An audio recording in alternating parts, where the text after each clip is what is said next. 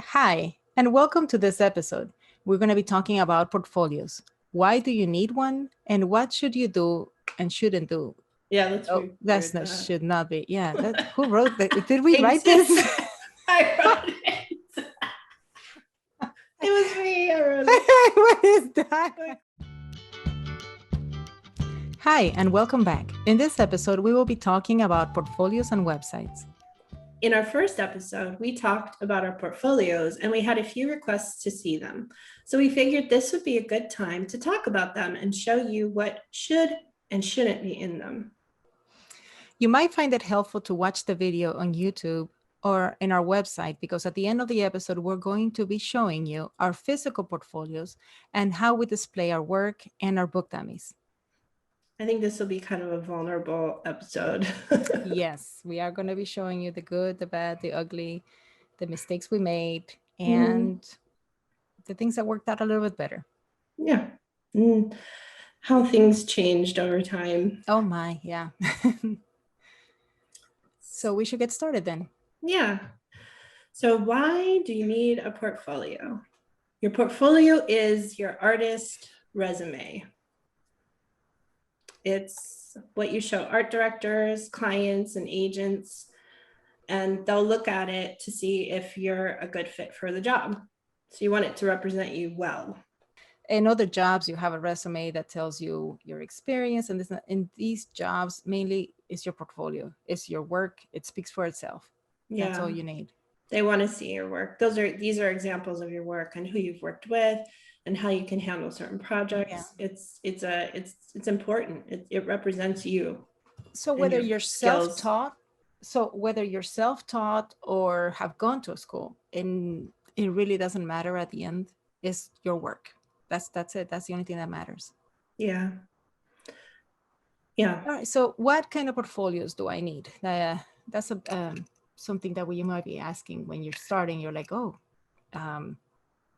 which we learned as we went through our conferences that we didn't have the right portfolios when we began. Well, I coming from a completely online digital background, I didn't think I was like, when I will never need a physical portfolio. Oh, that's that's not in my future. That's so ancient, right? And yeah, who uses those? And me coming from the other side, we're like, oh, a website and social media and all that. No, I have my little trusty box with my prints, which you'll see at the end. Yeah. So we know you need a website, and we talked about at the beginning that you need social media, but social media is not your portfolio. A website is pretty much, I think a website is a must. A one-stop place for them to quickly see your work, any client to see your work. And there are some people who use their social media as a portfolio, but I don't think it's one reason it's not as effective is that it's more difficult to share your social media than it is for a website where anyone can access a website. But if people are Googling you and people are doing an online search for you, your Instagram is not going to come up. A website will come up. Right. And when you share that, if the person that's receiving it doesn't have Instagram, they have to sign up for Instagram to go look at no one's going to take that long to actually look at work when there's so many out there that it's just ready to be seen. It's another barrier to you that you don't need. You don't want to create any barriers for people to access your work. And that's going to come. That's a great thing to say, because that's what's going to come into play later on when we talk about the websites here. It's like, do not put any more obstacles. Just show it right away. Show the work and have it ready. So physical portfolios, you would only really need them when you go to conferences and you're going to be meeting for a critique, or you're actually meeting the person. Any other time, you're really not going to need a physical portfolio. I have a quick question, and because I think I have seen people do this, but I'm not sure. Do some people bring iPads to conferences for critiques and show their work on an iPad? If that's what they have. Is that a thing? Yeah, I think I've seen that as well when they don't have a physical portfolio, because it costs money to print and to have one. And if you don't really use one, so as often, then yeah, an iPad with a It with could a be an with a option, website, it could be an option. Yeah. but it is smaller. It's you're not going to be able to show your work as big. And There is something and that's just personal preference, where you're touching the page and flipping it, as it is so much as digital nowadays, that there is just some nostalgic quality to turning the page and looking at the piece, where in digital it's a little faster of a flip. yeah, Yeah. So I think in paper you take a little longer to look at the artwork. yeah, But and that could just be me. well, yeah, and our goal is to work in publishing and in print. So Yes. I think that also shows what your work will look like in print. Yeah, that's a Whereas good point. if it's only digital, they can't have a true. It's not a true representation of what your finished work would look like in a book. Yeah. Yeah, there's a disconnect. I, at least for me, I'm not great at reading books on Kindle, and I prefer a piece of paper still to really get into it. So for me, I would say, if you're face to face with someone, it's a good idea to have a physical portfolio. Not a must, but I would say for me, I would prefer to have one. Yeah. So I wanted to talk a little bit about, before we start. Um, when you have a portfolio critique in a conference, you have 15 minutes with an art director or an editor, or whoever you chose to give your critique. This is something we do, and I want to say maybe, and I am generalizing, so don't email me back with like, oh, you shouldn't say just women, but it's mainly women that do this, that they confuse being humble with being meek, and apologize for their work or undersell their work. Don't do that. You have 15 minutes and you're trying to make the best impression possible. Don't undersell the work and apologize and say, "Oh, I hope I got this right. I was trying I was trying to show this. I don't know if I got it right." No, just let the work speak for itself, and don't add to it unless they ask you for more information. Right. That's what I was gonna say. Yeah. Just let them ask you. Don't Yeah. offer up any extra information that might change their views of the work or their views of you. It's like, yeah. Yeah, because if you're unsure of the work, you're already portraying that. You're making that person go, okay, this artist doesn't feel confident about his or her work. So yeah, when in those 15 minutes, fake it if you have to, because fake it until you make it, and fake confidence and listen, but don't don't apologize for your work. Let it stand. Yeah. Yeah.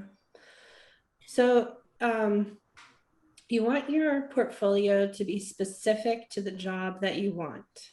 So if you're trying to get work in a children's book industry, then you want your portfolio to show pieces that would work in children's books. Your portfolio shouldn't contain like fine art projects or sculptures or logo or t-shirt designs. Even no matter how proud you are of this work, no matter how good you did on it, and how even if it's for an incredible company, you want to show only pieces that would work well in a children's book. Yes. I mean, we are talking about children's book illustration portfolios here. Yeah. So that's what you want to show.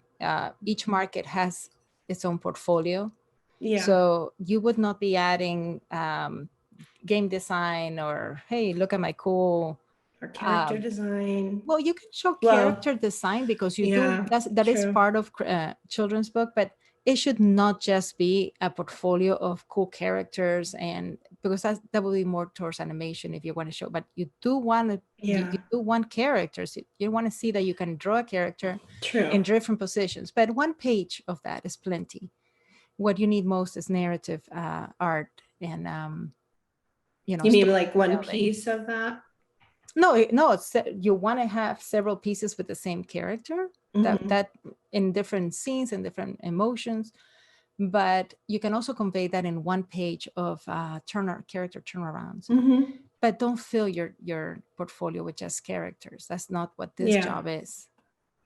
Yeah, Because when an art director or client looks at your portfolio, they're going to hire you what's based on what's in your portfolio and what they see. And if they're looking specifically for children's book illustration and they see a bunch of other things, that will distract from your children's book illustrations. But it'll also make it hard for them to distinguish where your strengths are and what your style is. Right. And not just things, but styles. It should be consistent. Yeah. It should be that someone picks up that portfolio and they know who did it. There shouldn't be a page where you go, oh, I wonder who did this one. Yeah. It should all come with your same voice. And this has always been a challenge for me because I do a lot of client work. So in the beginning, my portfolio had mostly client work. And so it had a lot of things that I was not interested in drawing or interested in going in that direction with my portfolio, but it's the only work I had. So I included it because I wanted to show my skill level. But the first critique I had was, don't include things you don't want to, if you don't want to get hired to draw these things. For instance, if your interests are in fantasy and unicorns, then those should be in your portfolio, and children. Or if your strengths are animals, those should be in your portfolio. But I had a lot of pieces that were a farmer in his garden. And so those weren't a direction I wanted to go in. And also in the beginning, I had a lot of spot illustrations and logo work. And those weren't, that was not the direction I wanted to go in. So I had to take those out. Yeah. That falls into like, don't follow the trends that you see. We always do say, look at what the market is doing and understand the type of illustration that's coming across, the type of storytelling. But that doesn't mean copy that style, because if the style doesn't come natural to you, you're not going to be able to do it. You're not going to be happy doing it, and you're not going to be able to do it consistently when you're illustrating an entire book. And it shows in your portfolio. So if like in you were doing them in your style as you would do it, but you were doing subject matters that you didn't want to do. Yeah. So don't include things you don't want to do, because that's, like I said, like you said, that's what the client is going to go by. Whatever you have in your portfolio, your website, they're going to be like, oh, this person does this. That's what I want. Yeah, you'll draw yourself into a corner. Yeah. And you're pigeonholed there and you can't. Yeah. And it's very easy to do one piece, two pieces, but a whole book, it'll get to you. It's not going to flow, and it's going to show. Your work won't be as good. Yeah. Yeah. So what do we include inside? That's important too. Yeah. So children's books don't just mean picture books only. You can also have art styles that fit within middle grade, and they're both very different art styles. Yeah. And even within picture books too, you have like board books. So your art will fit better in one place than in another. Yeah. Board books are a lot simpler, and picture books are a little more interactive, dynamic, narrative. But dividing it into, so picture book, there are things that you want to include, and some of the things with, well, you have to draw younger children. Yeah. Animals. Yeah. And what is that word? Anthropomorphic animals? Anthropomorphic. That's hard to say. It is a hard word to say. Which, means like animals with human characteristics and clothing, and doing things that humans would do. It's kind of like you replace the human with an animal. Yeah. And you want them doing everyday activities that children would do. So yes. You're probably not going to have, I mean, you could, but I mean, you don't want to have like a child or an animal. I was going to say being a banker, but I mean, I guess you could. Yeah.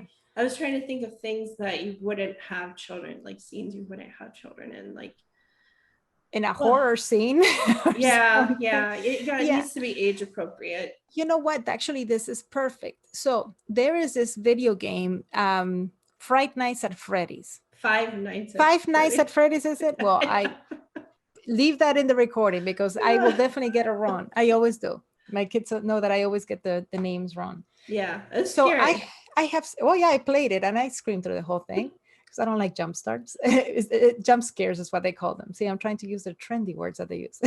So, but the reason why I bring that up is because I have seen artwork of these Oh yeah. the bunny with the ears popping out. And I was like, yes, it is a plush toy.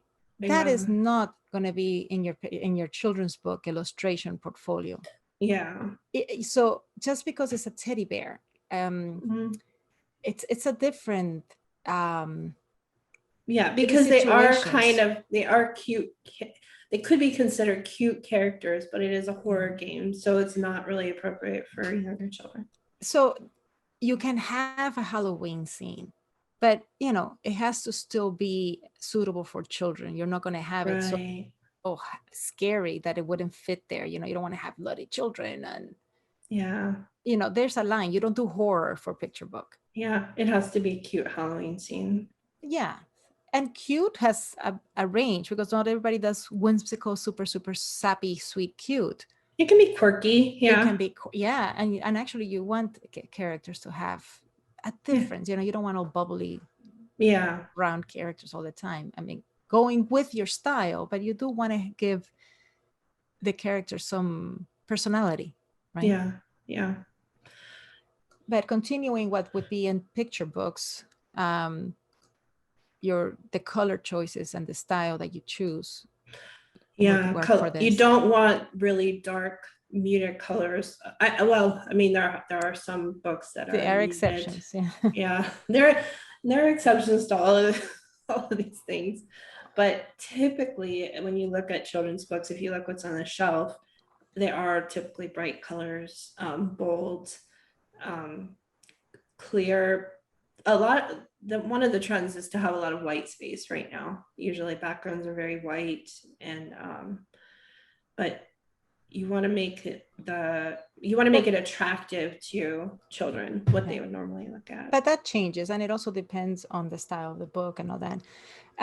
The reason why we say these, I mean, these are not the rules that it must be like this, because if anybody has picked up a book recently, John Klassen, he does grays, muted, black and white, that you would think like, Yeah, that's how is this a picture book? But it is a picture book, and he's quite famous. So it's very successful. absolutely, the rules are, there are no rules. We are just telling you what would give you the broadest chance of getting a job in this industry, Mhm. until you're famous and you can do whatever you want.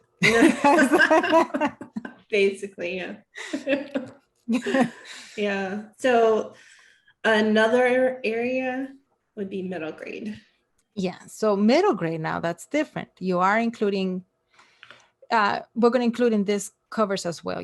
Covers are always in full color, but for middle grade and your section of middle grade portfolio, you want to have black and whites because that's usually what they use inside of the chapter books. And the cover is color.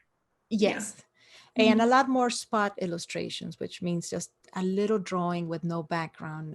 Just maybe a little bit of under, like some, not just floating characters. You want them on the ground, but but not a full blown illustration. And we'll discuss all that. And I think we're doing another episode where we're going to talk about what is a full bleed, what is a spotlight. I mean, a spot illustration and all that. That's something different. Yeah. You can go a little spookier, a little bit more scary in these, a little more mystery. You do want to draw teens, older teens, and preteens. So because that's the age range for middle grade, is preteen and early teen. And that's something about when you do character design, make sure your characters for children's book are the right proportion for, and then for a child. And then when you do teens, elongate them more, make the head smaller, make it look like if it's an older child. Yeah. And then the situations can also be different that you depict here. Oh, definitely. You're gonna have more the interactions between the children in middle grade are way different than in a picture book. They're gonna have more drama and a little more romance, a little Yeah. more, yeah. And one thing about middle grade, that it doesn't have to be so literal as in picture books. It could be a little more symbolic. Yeah. Yeah. Yeah. They can read more into the illustration than children can. So let's talk about what we should avoid if possible. And here we're going to be talking more about webs. We are talking about websites throughout this whole thing. So when we say portfolios, we're talking physical portfolios and websites. Yeah. But websites are the biggest part of this. So you want to make it quick, simple, don't complicate it, make it a quick read. When someone Yeah. lands on your website, boom, they're there. It should be, yeah. Yeah, it should be a first page they see. It should open there. And I have gone through many iterations. I used to have a landing page because I had a design website, I had an illustration website. And then when you landed on that page, you'd have to click on design or illustration. So okay, so that's one step. And then you go to the next, then you go to that website. And then on my first page of my illustration website, I had children's book, character art, and pattern. So they would have to choose from there. So that's 2 steps. And then they could go to see the children's book illustration, the 3rd step. That's too many layers that you have to get through. It should be the first page. You're asking too much of the client. Yeah, you're asking, hang on with me for 15 minutes while you navigate this very complicated website so you get to see what kind of artwork and then decide if you want to hire me. Yeah. And the fact that and to me, I thought that the fact that I was able to create a website with multiple layers and tabs and buttons, and you could that made it, oh, look at my website building skills. And that's the thing, your portfolio website should not emphasize your website building skills. That's not what's important. They don't know that you built it. And it doesn't I don't think matter. they care. It does not matter. They care. That does not make you a better illustrator. It has nothing to do with that. So you want it simple and easy, super easy. I think that is a benefit when you finally decide which hat you're going to wear. Yes. Right? It's like, I'm an illustrator and this is the hat I'm wearing. Not, I'm an illustrator and I build websites and I do this and I do that, because too many hats. Whoa, wait. And then no one knows. Then no one knows what you do. Yeah, they're like, which hat am I getting? Which hat should I choose? I don't know. Yeah, hey, you might be fantastic at doing other things, but the person that's going over there to look at your illustrations wants to see how good of an illustrator you are. Yeah. If you cook an amazing lasagna, don't put it there. Nobody cares if you cook a lasagna. Just, so don't show off your website building skills. I know, like I used to think, oh, well, if it has a fancy animation. I mean, the school I came from, the animators, there was a big section of the school with animators. So, oh yes, it has to have an animation coming in. When you do that, it actually slows down the website. So just... my first website was a Flash website. Yeah. So simple is best. I know nothing about building websites, and I use Wix. And we don't have sponsors in this podcast. And I use Squarespace. But and seriously, we do not have any sponsors in this website. So if we mention anything, we're not getting any kick from any of this. This is what we use. I use Wix because I can update it, because I can go ahead and put new work in there, and I can move things around, and it's literally clicking and moving boxes, and I can do that. Yeah. So you want it to be, because if it's not easy for you, then you're not going to do it. Yeah, you have to keep it updated, and you have to be constantly taking out the old work and putting in the new work. And it's fine to ask someone else to do it for you, but you have to, one, that's going to cost you money. So that's another thing that you're going to have to consider. But then also they have to be reliable. And so then you have to find someone that you like working with. That's just another step that's going to probably stop you from updating your website. However, if you're able to find someone that's great and you guys work together really well, then then that's wonderful. But you want to make it as easy as possible for you to keep it current and updated. Sometimes if you're going to be sending postcards out, you want to make sure that your website is up to date. And sometimes like maybe your agent is going to do as make you a spot illustrator or something, and like all of a sudden you have to revamp your website Quickly. fast. Yeah. It cannot be that I'm like, hey, I have to wait for my website person to update it. No, I have to do it myself. So that's why I choose simple stuff. Yeah. And here, let's talk about the thing that we all have done and it's hard to part with.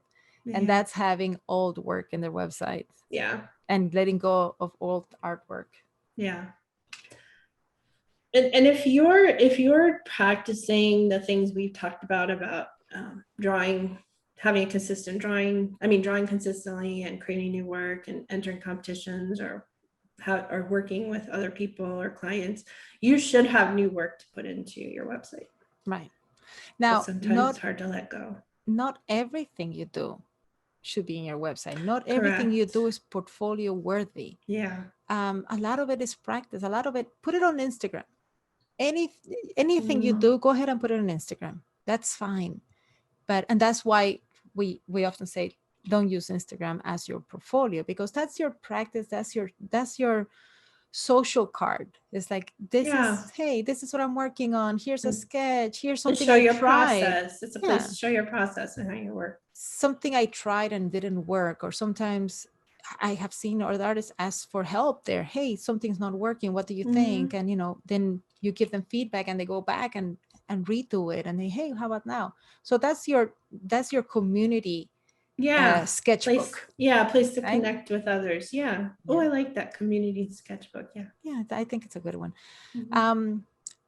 But you don't want to hang on to old work, because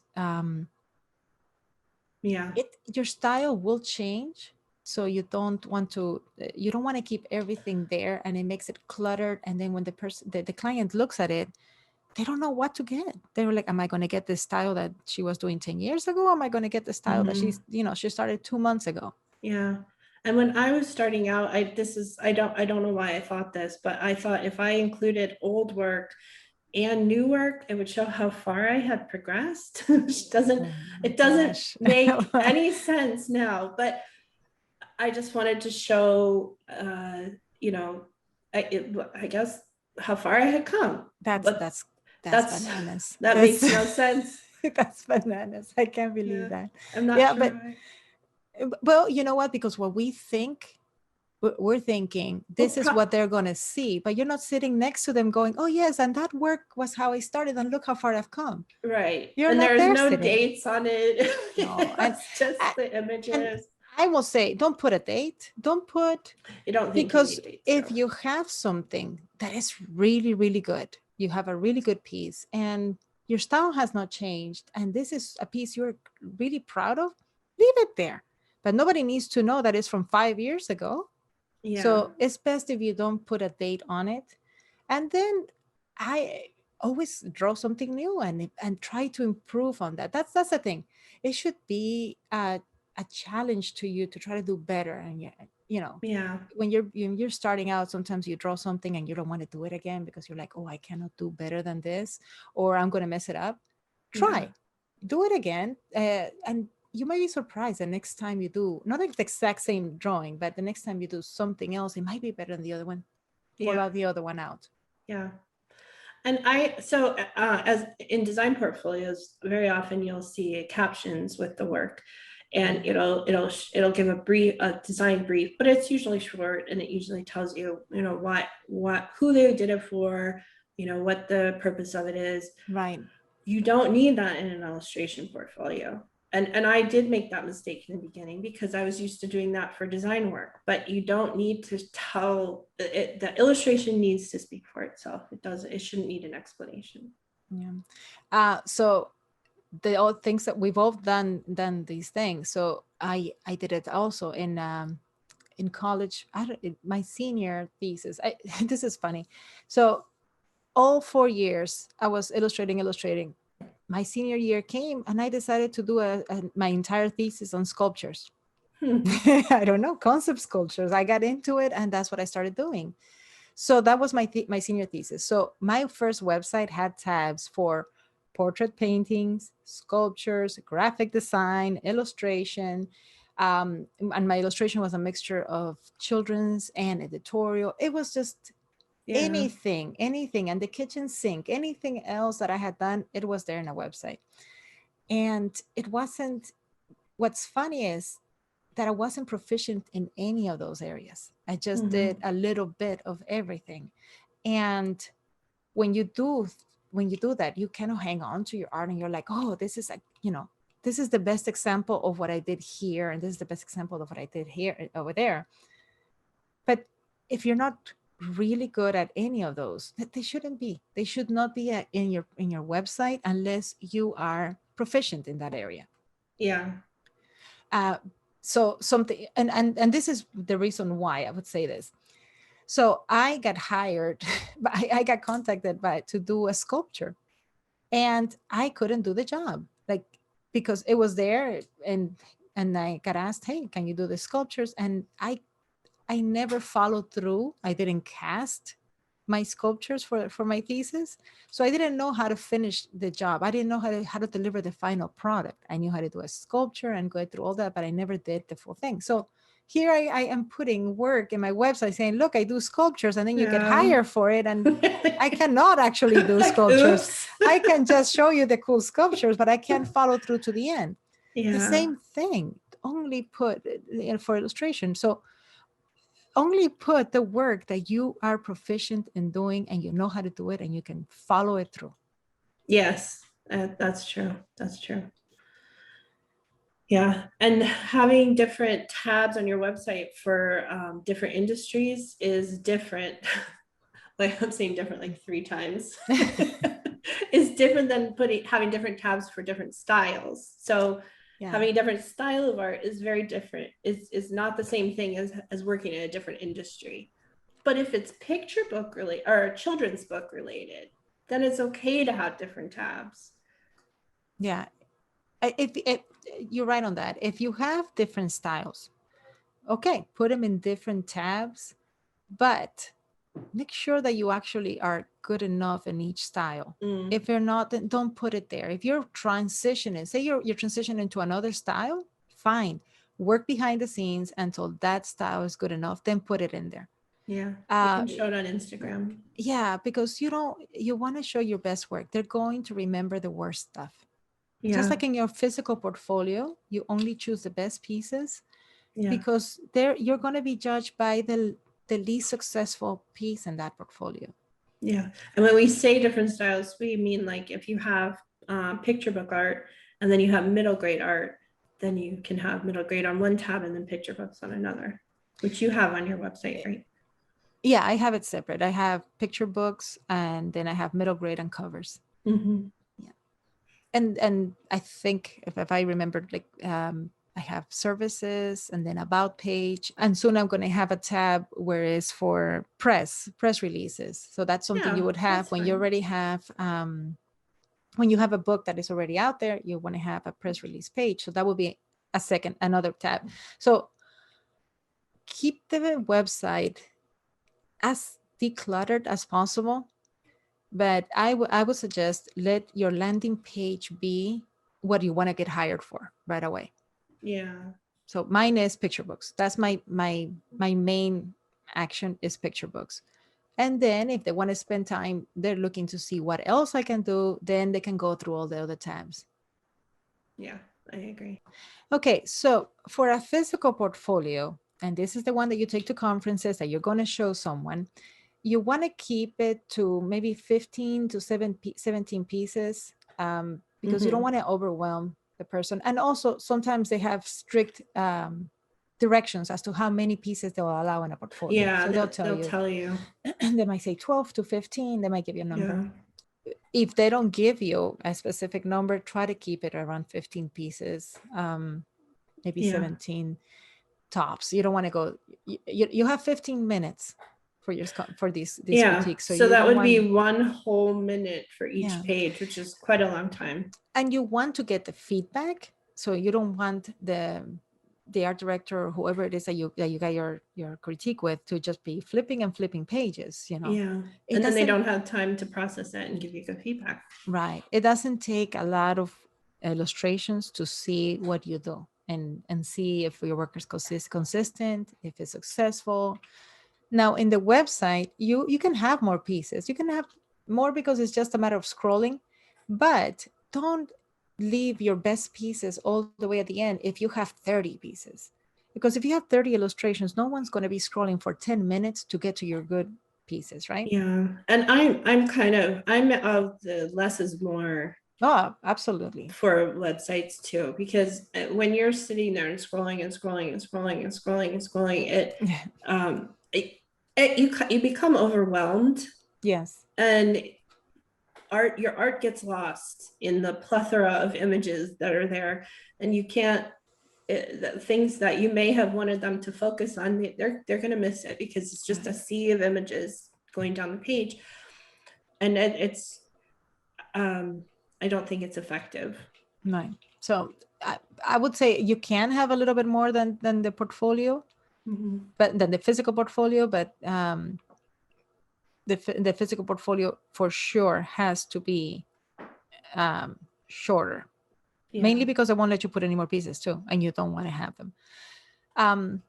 To help you out into starting a portfolio, if you don't even know where to start and you're thinking, oh, but I have no idea what to draw, we're going to give you some quick, more concrete examples, and you can try doing some illustrations in this, and it will work for to put in your portfolio on your website. And we already kind of touched on this a little bit, but I think we'll go into a little more detail. Yeah, and the reason why we wanted to include this is because I remember when I was putting my portfolio together, the hardest thing was not so much drawing it, but thinking what to draw. What can I possibly do? And you sit there and you start doodling away, but it's a good idea to give yourself a story in your head. That's the best way, because then you're going to include everything about that story in that illustration. So when we say just draw kids, that's very broad. What do you mean? What kind of kids doing what? So draw kids like you see them. Draw them in the park, doing kid things. Yes, think of a game. Think of a specific game that you have seen kids play at the park. Hopscotch. Yeah. There you go. Soccer, Yeah. frisbee, playing with a dog, climbing trees. Think of a family having a picnic in the park. And when you draw this, draw the entire scene, the entire essence. We are going to talk more about what visual storytelling is, but at least this will get you started until we get to that episode. You want to draw the entire essence of that scene so that it's clear that it is, say, a family having a picnic in the park. And you want to think about places you'll see children, because those are the topics that many children's books are about. So like school is super common for children's books. You'll see families in the park, like you said, or at the beach. These are places you see children a lot. And so, yeah, I want to cut that. Now, one thing I have, no, you were right. Go to places where you see kids. Now, some people might not have children, and they might be like, well, I don't have kids. Am I really suitable for this? We have eyes. You can see. So go to places where children, it sounds very creepy, but go to places where children hang out. But also there's the internet, think of things. Everybody goes to school. The kids that you're drawing for museums, in picture books go to school. They go to pre-K and kindergarten. So, but that doesn't mean you should go to school and draw them. Oh no, gosh, no.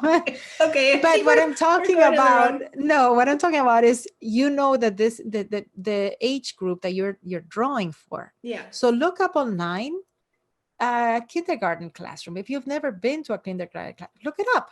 What is it that they have in the classrooms? You've probably, and it's very possible the last time you were in a kindergarten classroom is when you were in kindergarten.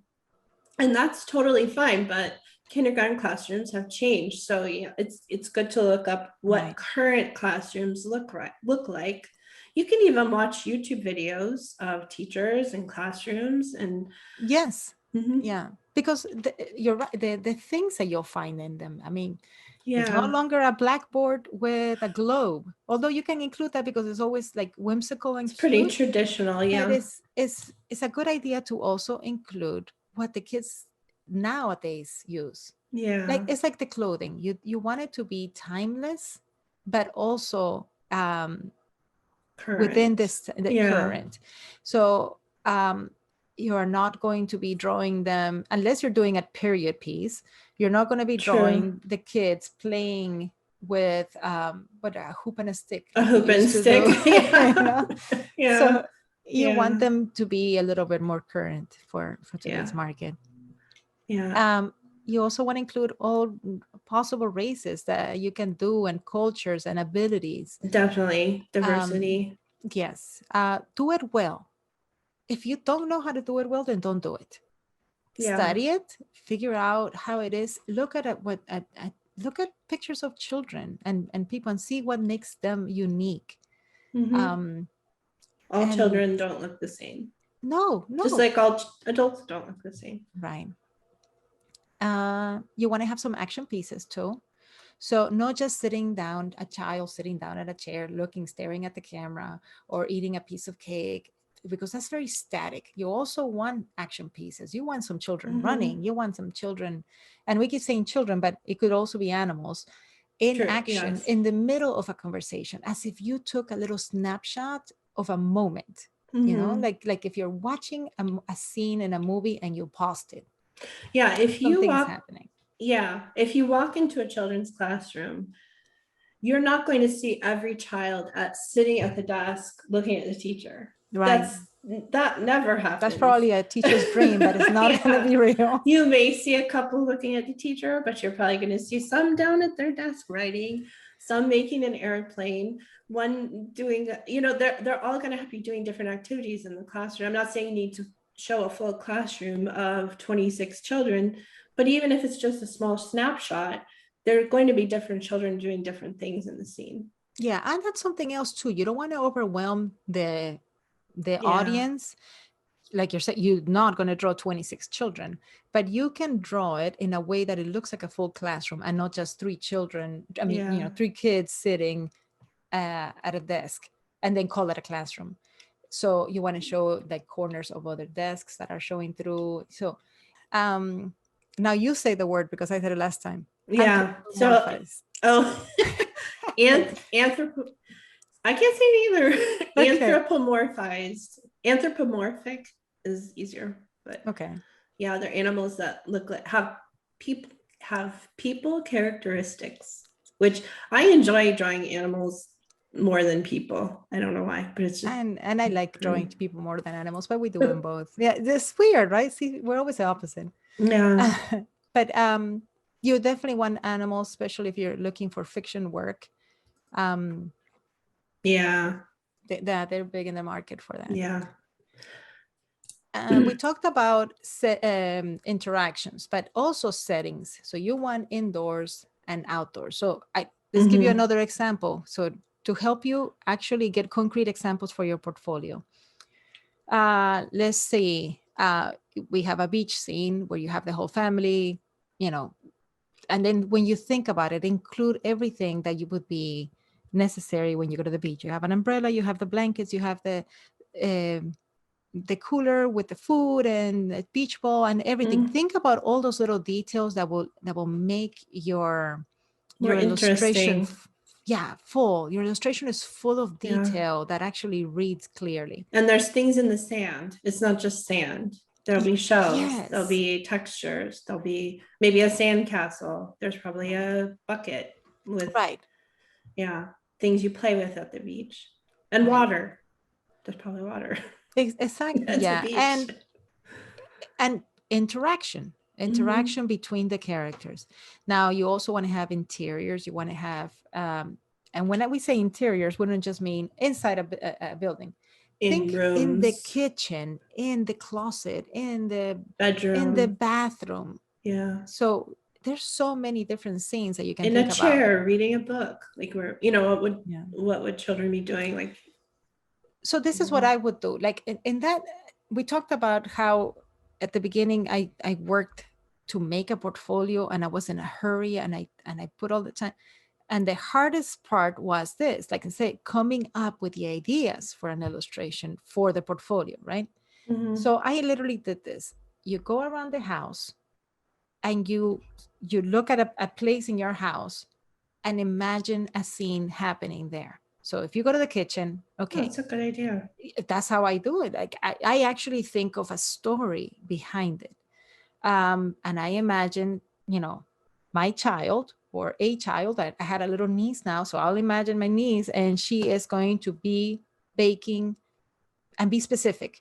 She's baking a cake. Why? Because it's her dog's birthday, so it's a dog cake, Mhm. and the dog is wagging its tail because it's super happy because it can't wait for the cake to be done, and the kitchen's going to be a mess, or she cannot reach the sugar, or think of the entire scenery and then draw that. And that helps so much because staring at a blank piece of paper Yeah. is grueling. You will sit there and doodle away and go nowhere. It's like spinning your wheels. So Yeah. having an entire story in your head, it makes it so much easier for when you sit down. Yeah. I agree. Yeah. And I think, and we need to cover, oh, could we cover quickly Yeah. things that are difficult to draw that should be included? Sure, Like, sure, sure, sure. but if you're, I'm not good with cities. Cities are hard and buildings are hard for me. So a lot of times I don't include those things, but they're important to have because you see them in children's books. But if you don't like them, if you don't, if you True. hate Yeah. doing it, then don't put it there. Because then you'll get asked to draw it. Because okay, so let's say you just say you don't like drawing cities. Mm-hmm. If you start including cities in your portfolio and you get a book that That's is in all the cities. city, you're going to be the Yeah. most miserable illustrator out there That's for true. 42 pages of That's true. cities, of city scenes. Mm-hmm. So work, include what is needed, but Mm-hmm. within what you want to do. I mean, this is your job. Yeah, that's You, true. you want to, the same thing when you pick up a book, and this is more for yeah, when you pick up a book, make sure you like the story. Mm-hmm. I mean, how awful to have to draw something that you absolutely hate. Oh, for self-publishing. Yeah, for clients. Yeah. For anybody, Yeah. even if it's traditional publishing, if it's a book that you're not, I mean, chances are if the art director already came and picked you Mm-hmm. and is giving you this job, chances are it's already something you do because it's already in your portfolio. And Yeah. he's seen several samples of your work and knows you can do it, and you most likely will like to do it. Yeah. But in But I'm sure there are self-publishing, ones you don't connect with. Yeah, I'm yeah, sure there'll be offers that you might not. then you don't take those. Yeah. In self-publishing, it's a little bit more about the budget and looking at your art style, and then if you've gotten stories that you're like, Yeah, no, I don't you want to do have them. to. Yeah, as an illustrator, you have to connect with the work and feel comfortable. I have to feel comfortable drawing the subject matter. Right. So you can do the best work Mm-hmm. possible, and you're in it, and Yeah. there's joy when you're doing it. I mean, from all the jobs out there, I think this is the best one ever. I mean, we get to draw, which is what we love to do, and we get to Mm, do that, but then enjoy it and yeah. do the work you like. So yeah, I agree with you. If you don't do cities, don't include them, Don't do cities. but do No. include interiors and outdoors that Mm-hmm. you feel comfortable doing.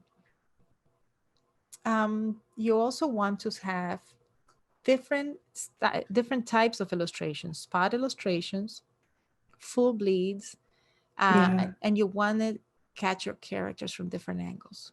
Yeah. Not just straight on, head on. Yeah. So you want to talk a little bit about spot illustrations. I think we mentioned it before, but we have not talked about what a full page is, full Yeah. So bleed, or a a f- spread. yeah, a full page illustration is an illustration that goes all the way to the corners of the page. And I don't know if we talked about bleed before.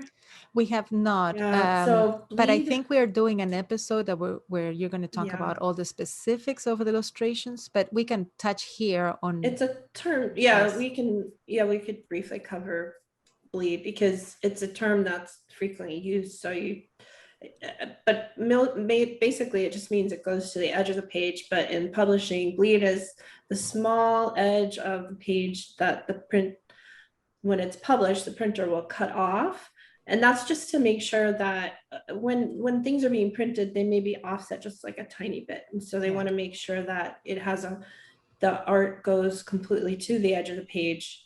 So they cut just a tiny section off. It's usually like it's like 0.125 of inches. It's very small. Yeah, we are definitely going to cover. So later on, you know, there's an episode coming up where we will talk about all the specifics on the measurements, how to put an entire book together, and we will go into detail as to the measurements and how to place your art so it doesn't fall in the gutter and all of that stuff. Yeah, but but you're right. But it's a full page. Yeah, The so you're just illustration making goes. sure. Yeah, it just fills the page, but then you also have 2-page spread where it fills both pages. But when you show that in your portfolio, it's going to be like a rectangular shape in your portfolio. And so you have to consider when you put that into a physical portfolio, how you're going to display that. That's kind of it's something you really need to show that you can do, but you have to kind of consider how that would translate into a physical portfolio. So it is one illustration going across 2 pages. So it's not 2 separate illustrations. So you have to make sure that the characters are pulling from one side to the other and that they're not falling, like in the middle you have your gutter. Yeah. So you got to make sure that the main action is not happening right in the middle. You want to make sure that it goes off away from the gutter. And nothing's getting cut off in the gutter. Right. And then different angles, because everything, the most common way of drawing something is when you look at it straightforward, but it makes it for a very boring if a portfolio, if everything looks the same way. So you want some angles from the bottom, from the top, a 3/4 view. You don't want always just to be straight on and the characters just looking at you. Mm-hmm. Yeah, and I struggle with that. Well, we're all working. We're still, I mean, this is what we have said from the beginning. We're not experts at this. This is our journey. And this is where we have gotten thus far. And we're telling you, hey, this is what we did and we messed up here. And I've been working on it for a couple of years, and it's getting better. I'm getting better. Come and see us again in 10 years and we'll see how we're doing. So another thing is sequential art. Which is just several images in the same scene. You're just showing the next step of the scene. Mm-hmm. Yeah, and showing no, I was going to say narrative art, but narrative art can be one scene. It doesn't have to be several scenes. Right. So. Sequential would be like the beginning of an action, the middle of an action, and the end result of that action. And think about it in a fun way, kind of like I said, we were saying about thinking of a story when you start an illustration. Okay, so imagine my niece is reaching for the sugar and she cannot reach it, and the dog is going to help her. That's the first scene, the pre-action. The moment where she reaches the sugar and it falls all over her. And then the final would be when they're both sitting down and the dog is licking sugar off the floor or off her face or something. So there is a progression to it. And the reason why those are important is because you show that you can be consistent with the character. Yeah. That the character will look the same in each one of those. And okay, and you can show them in different poses, interacting with their environment and everything around them. Yeah. So I think, that's quite a few samples from there. The world is your oyster. Just think of anything that would be fun. And then I think we're going to be showing our physical portfolios here on camera. Yes. So this is a time where we're going to try to describe it the best we can, but I think it would be helpful for you guys to go to the website or YouTube and find the video so you can see what we're talking about. But we will try our best to describe what we're showing. Yeah, What we're holding up. it'll definitely be more fun to see it rather than listen, I think. It will. But- You're gonna see our good or bad or ugly, like Yeah. we really are. You're gonna see. Yeah. Oh wow.